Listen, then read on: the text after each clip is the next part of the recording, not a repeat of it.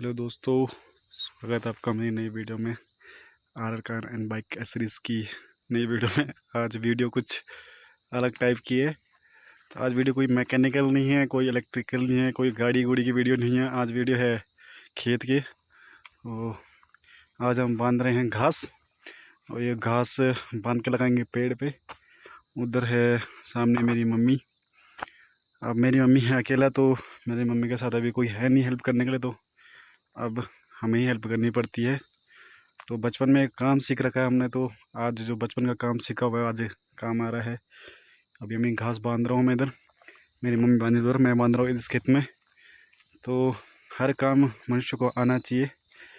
तभी तो मैं बोलता हूँ कि आपको हर जगह 50% रहना चाहिए। 50% इसलिए होना चाहिए कि 100% अगर आप एक जगह रहोगे तो कभी अगर वो काम आपके हित में नहीं है, आप नहीं कर पाए उसको, तो आप फिर ऐसे ही बेटर होगी। बट अगर आप 50% हो, अगर आपको आपके पास सारी खूबियाँ हैं, थोड़ा बहुत सब चीज़ें आती हैं, तो आप कुछ भी कर सकते हो। अगर सपोज़ दैट कभी ऐसी नौबत आई खेती करने की, तो मेरे को खेती करनी भी आती है, तो खेती भी आराम से कर सकता हूँ। तो मतलब खेती में सब चीज़ें आती है मुझे करनी, हाल लगाना, ये कर रहा है सब चीज़ें। तो अभी हम बांध रहे इस खेत का घास। उसके बाद 2 खेत हो रहे हैं। उसके बाद जब हम पेड़ पे उस घास को लगाएंगे तो मैं उसकी वीडियो भी दिखाऊंगा। मेरी मम्मी लगाती है घास को। मेरे को अच्छे तरीके से आता नहीं है पेड़ पे लगाना। ट्राई किया था एक बार, पर मेरी मम्मी ने मेरे को गालियाँ दे दी कि तूने लगाया तो इसमें पूरा पानी ही पानी बैठ गया घास में, तो घास काला हो गया, तो किसी काम करा नहीं था। तो उसके बाद मैंने कभी दोबारा ट्राई किया नहीं, पर फिर भी देखूँगा आने वाले टाइम पे ट्राई करूँगा। और वो देखो मेरी मम्मी वहाँ से स्माइल मार रही मेरे लिए, बहुत तगड़ी वाली स्माइल मार रही है। उनको पता है कि ये इधर खाली मज़े ले रहा है वीडियो के, ठीक है। तो अभी शाम को अभी आधा घंटा और लगेगा इस घास को बांधने में। 2 खेत हो रहे हैं, तो 2 खेत में बांधने के बाद मैं दिखाऊंगा कि कैसे पेड़ पे लगाते हैं घास को। घास फेंकने वाला मैं हूँ, लगाने वाले मेरी मम्मी हैं। हम 2 ही हैं अभी फ़िलहाल यहाँ पे। मेरी मम्मी के साथ कोई है नहीं, तो इसलिए आना पड़ता है अपनी मम्मी के लिए। देखो, माता पिता की सेवा करोगे तो कभी हार नहीं मानोगे कहीं भी ज़िंदगी में। आपको कोई भी काम सफल नहीं होगा अगर माता पिता की सेवा करोगे। मैं इसीलिए सबको यही एडवाइस दूंगा, सबको ये सलाह दूंगा। देखो, ज़िंदगी में किसी को पूछो ना पूछो, आप कोई लाइफ में आपकी इंपॉर्टेंस रखे ना रखे, आपकी इंपॉर्टेंस में कोई आपकी लाइफ में कोई इंपॉर्टेंट हो ना हो, पर माता पिता की इंपॉर्टेंस हमेशा हमेशा सर्वोपरि रखनी चाहिए, हमेशा ऊपर रखनी चाहिए। और यही हमें हमारे गुरुजनों ने सिखाया है। विद्या मंदिर के छात्र भी रहे हैं, तो विद्या मंदिर में भी यही चीज़ सिखाई गई कि सबसे सर्वोपरि है माता पिता, और माता पिता के बाद ये सब चीज़ है। भगवान श्री गणेश ने भी पहले परिक्रमा माता पिता की थी। तो पूरे संसार तुम्हारे माता पिता ही तुम्हारे लिए होते हैं, तो उनकी सेवा करो बाकी। और दूसरा सबसे अच्छी चीज़ आपके पास ये होनी चाहिए कि आप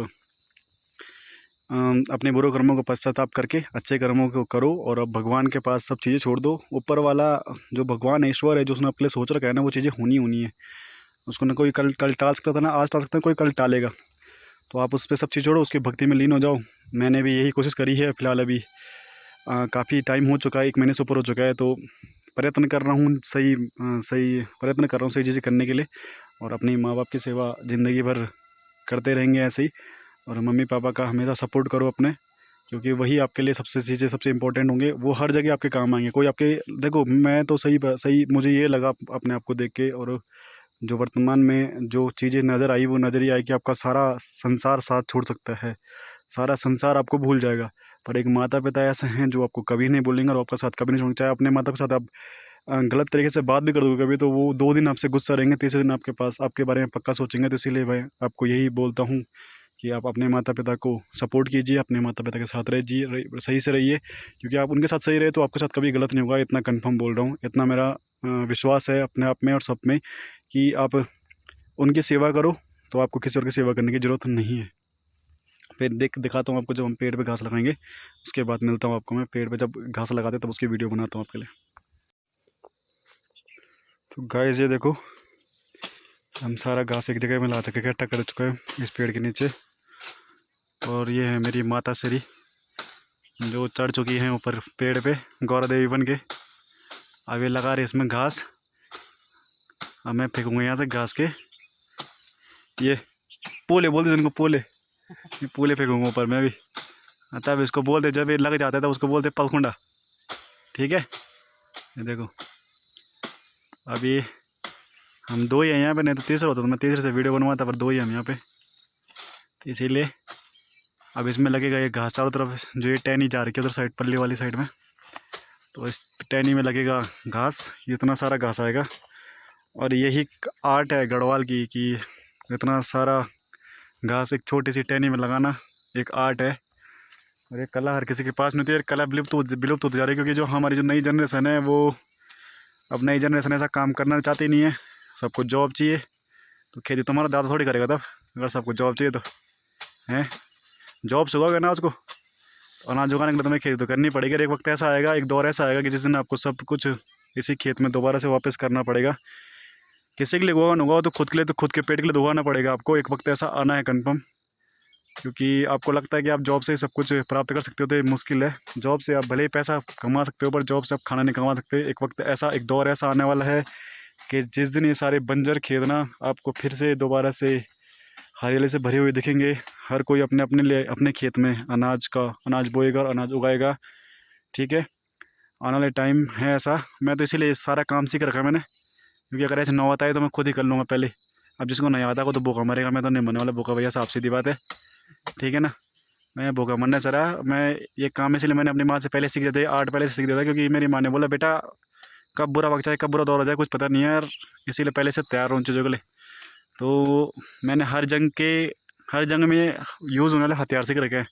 आर्मी में यूज़ होने वाले हथियार सीख रखे हैं, जो आर्मी की जंग में यूज़ होते हैं हथियार वो भी सीख रखे हैं, और जो अपनी पर्सनल लाइफ में यूज़ होते हैं हथियार वो भी सीख रखे हैं। और अभी जो खेती के लिए जो हथियार होते हैं ना, वो भी मेरे पास मैंने संभाल कर रखे हैं बक्से के अंदर। तो कभी टाइम आया तो निकालूंगा तब मैं। ठीक है, अभी मैं इसमें ऊपर अपनी मम्मी के पास पोले फेंक रहा हूँ।